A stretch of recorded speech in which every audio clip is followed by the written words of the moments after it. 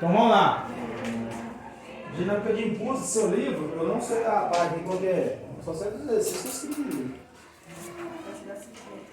Ah, deve ser umas 52 por aí. Vamos lá.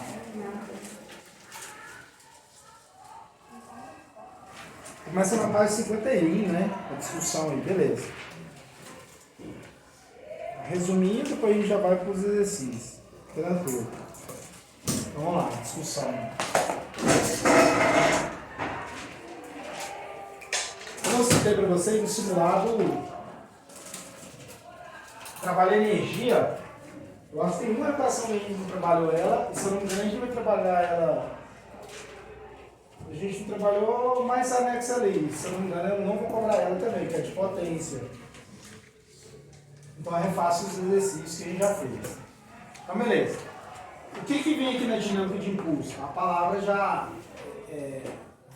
associa em algo que a gente já vive antes de estudar aqui na teoria, né? Igual eu já comento sempre em várias salas de aula, né? Física, você viveu muitas coisas. Você já aprendeu antes de estar aqui. E às vezes só lapida e corrige. Essas coisas a gente usa expressão errada. Ou usa a expressão errada, tem um entendimento errado por causa de alguma análise sensorial, ou alguma análise do passado que vem passando de herança. Mas no impulso aqui é tranquilo. Porque quando a gente fala de impulso, uma ideia dá pra gente associar bem é quando você está balançando, né? E você dá um balanço e a pessoa exerce uma força para você balançar, e quando você quer ir mais alto, ela tem que aplicar uma força maior, te dá um impulso maior. Isso é aplicável ali nessa ideia. O impulso vem disso. Grosseiramente falando, impulso é você aplicar uma força em algo para ele se deslocar num determinado trajetória ali.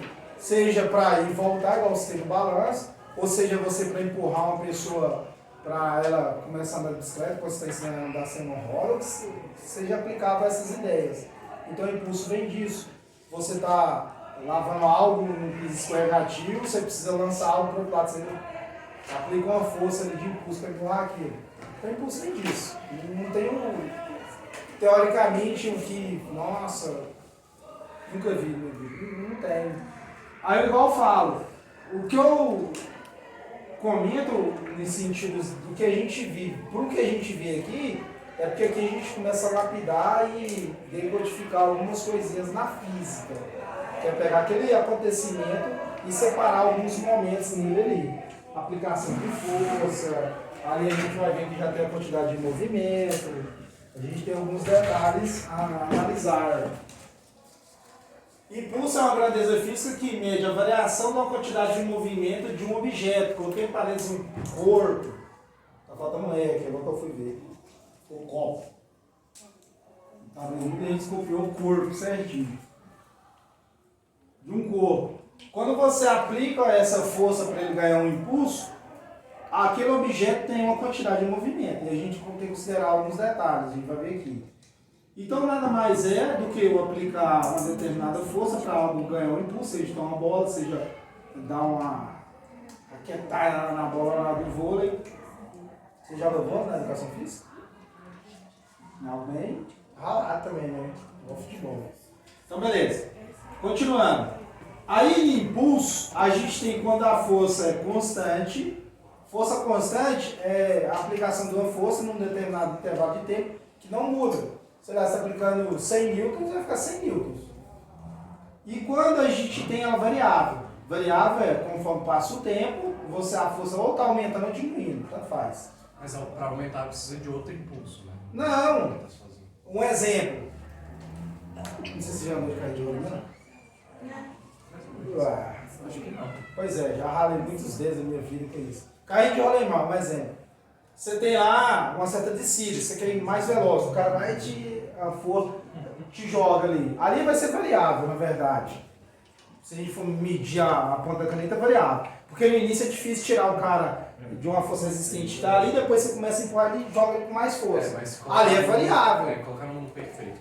Né? Ali é variável. Porque você vai estar aplicando uma força para jogar ele mais forte para ele ir no carrinho de rolemão. Dando esse exemplo que eu acho que fica mais fácil de analisar. Uma força, o impulso constante poderia ser o mesmo caso, você só empurra e solta. você não está acelerando, você também aplicando uma força maior. O constante seria você impor no intervalo do tempo e solta e aquilo lá continua. Variável é, conforme o tempo vai passando, você vai aumentando sua força para aquilo, ou também diminuindo. Pode ser também diminuindo. Então o impulso vem disso. Você aplica uma determinada força, ela pode ser constante num certo intervalo de tempo. Tanto que a gente tem aqui, ó, que impulso é igual a força, quando eu vou analisar a força, é impulso de uma força constante, vezes o intervalo de tempo. Por quanto tempo você vai aplicar aquela mesma força? Isso vai variar, né? Aqui, unidade de medida, a gente trabalha o seguinte. Força é em Newton, intervalo de tempo é em segundo. Então, a unidade de medida de impulso é Newton por segundo. Essa é a unidade que a gente vai trabalhar. Não tem bem uma unidade definida, viu, impulso? Porque, geralmente, algumas... É igual um exemplo, trabalho, que a gente viu no módulo anterior. A unidade de medida é Joule de trabalho. Já é uma medida do sistema internacional. Agora, impulso não tem. Então, a gente faz em função das unidades que a gente já trabalha. Então, quando eu aplico uma força constante, claro que é para análise para resolver exercício, a gente aplica essa equação. Quando a força é variável, você está ali aplicando a força no intervalo de tempo e essa força só está aumentando ou diminuindo, geralmente o exercício vai trazer um gráfico. Ou tem como você montar um gráfico também, mas ele vai trazer isso para você. Para eu descobrir o impulso, é só eu calcular a área. Só calcular a área do eixo de força vezes o tempo. Se é um quadrado, eu calcular do quadrado, se é um trapézio, se é um triângulo, só calcular para eu descobrir o impulso. Fácil. Se a gente já fez no exercício anterior, você já faz isso em matemática, no seu terceiro ano, mas já é uma prática que você já faz para calcular a área. Então, se é uma força variável, para você descobrir o impulso, é só você calcular a área ali no gráfico.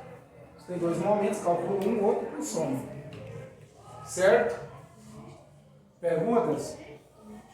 Só fazer um detalhe aqui, ó. No livro que vocês trazem no primeiro momento, sobre o Iberg. Qual é a ideia dele? A gente já comentou um pouquinho sobre as leis de Newton, que a ideia é o seguinte: a gente usa sim para diminuir inércia, a gente tem todo um aparato, um veículo de deformação para absorver um pouco a colisão. O Iberg também vem para isso, para absorver ali a colisão, e também para aumentar o intervalo de tempo entre você e o painel. Porque na colisão, é ruim a gente ficar falando isso, que são coisas que não é legais, mas a gente tem que entender para a gente começar a respeitar e saber que isso tem no veículo é importante para nós. Porque talvez no acidente não é você que causa. Talvez é a pessoa terceira. Ou talvez você sofre alguma coisa no momento. Igual já tem vários acontecimentos, a pessoa tem um derrame, tem isso, tem aquilo. Porque o corpo a gente não sabe, né, as consequências no futuro. Então o que acontece? A ideia do Iberg é aumentar o intervalo de tempo, eu sei que é em milissegundo, para você colidir até o painel. Se você colidir mais rapidamente pelo impulso que você está ganhando, o veículo para, você continua ali, né? Você tem, o veículo está exercendo, querendo ou não, uma força constante, entre aspas, né? Ali. Então a ideia do Iberg é diminuir esse impacto seu até chegar no painel.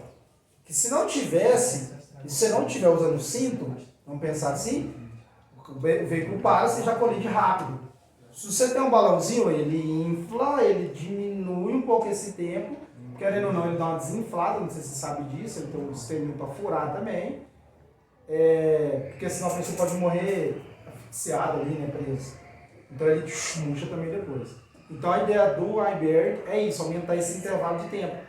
Porque você está vindo uma força aplicável, se você aumenta esse intervalo de tempo, você vai diminuir, né, a força de impacto ali. Então ele salva vidas. Então são vários aparatos aí. Você tem vários Ibergs, você tem aquele do painel, você tem o de cortina que desce, você tem vários. Depende do veículo que você for comprando, isso é ótimo, para falar a verdade. Perguntas? Então beleza. Quando eu aplico o impulso num determinado objeto, ele vai ganhar uma quantidade de movimento. Ou, como era chamado um tempo atrás, momento linear. É muito comum você deparar esse mesmo assunto, só com um nome diferente. Já faço isso um bom tempo aqui em outras salas, Porque tem algumas transições de nomes que ela vem acontecendo há um bom tempo.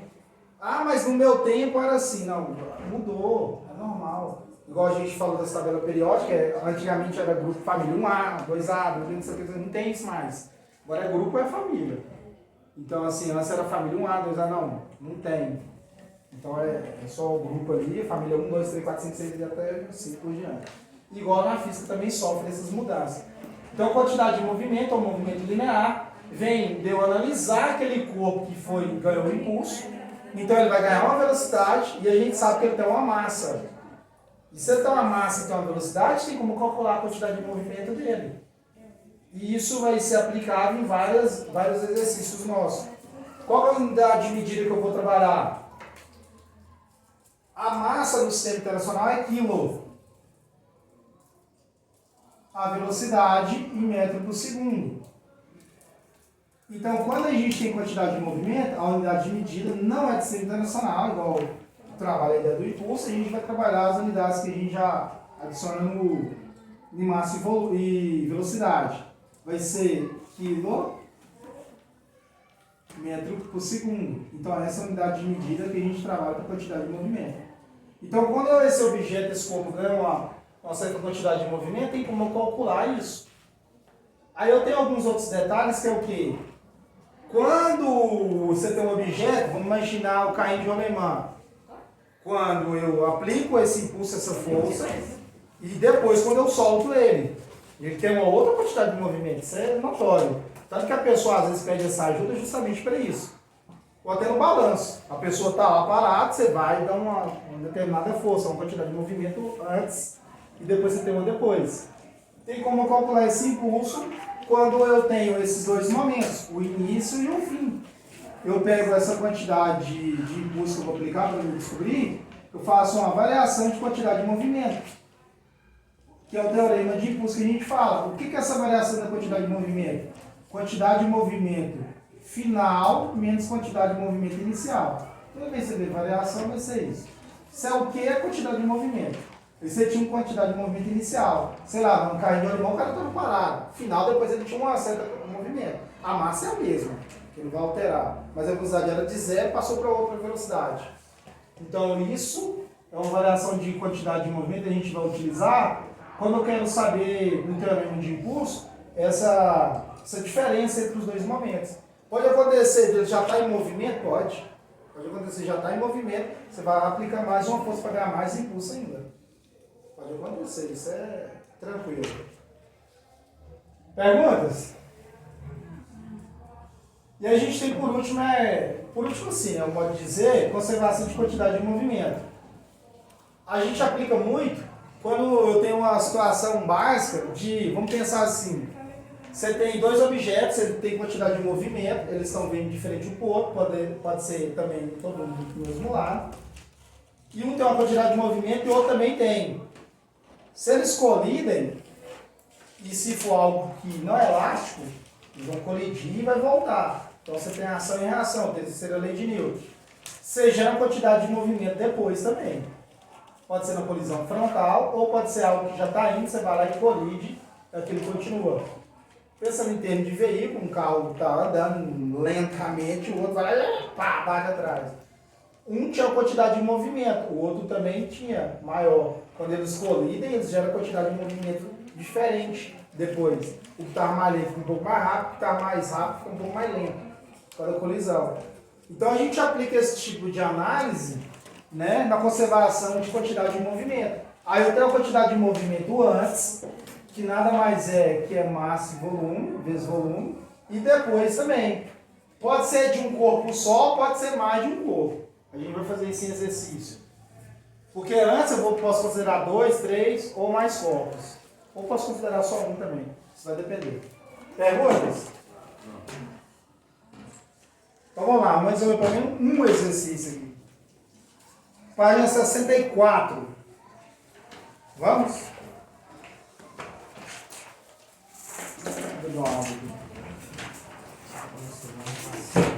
Eu vou resumir essa unha, pode? Quer ter um texto ali e tal.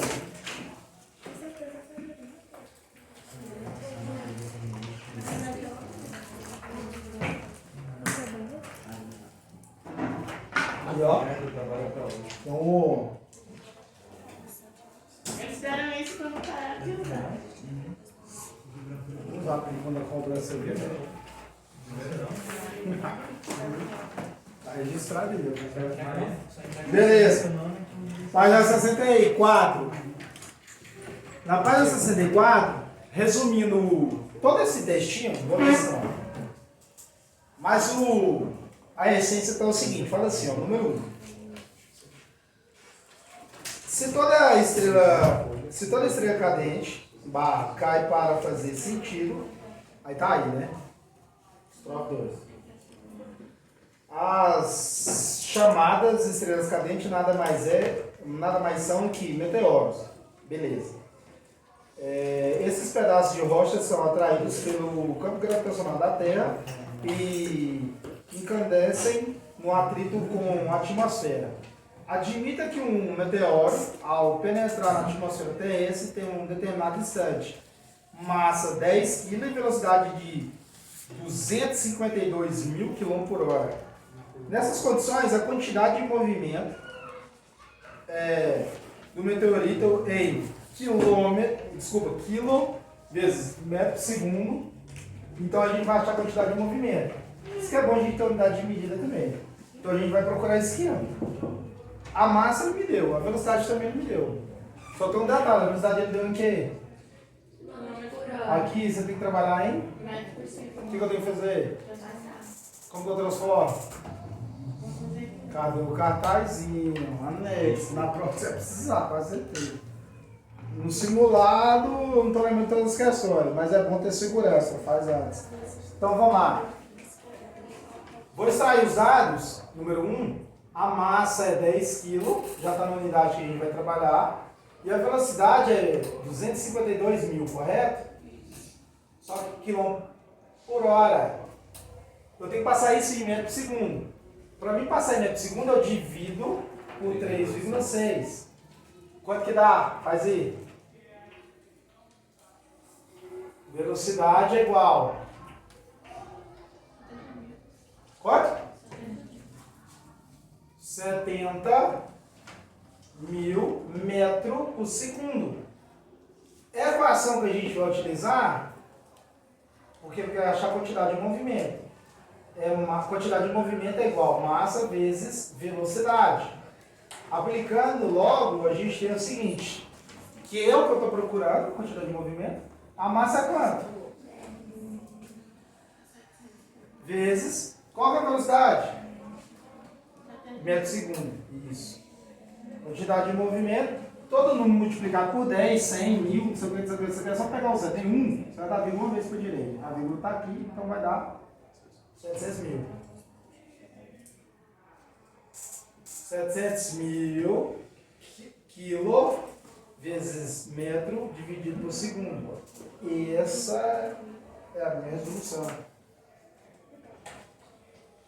Letra C. Perguntas? De boa, tranquilo, na paz.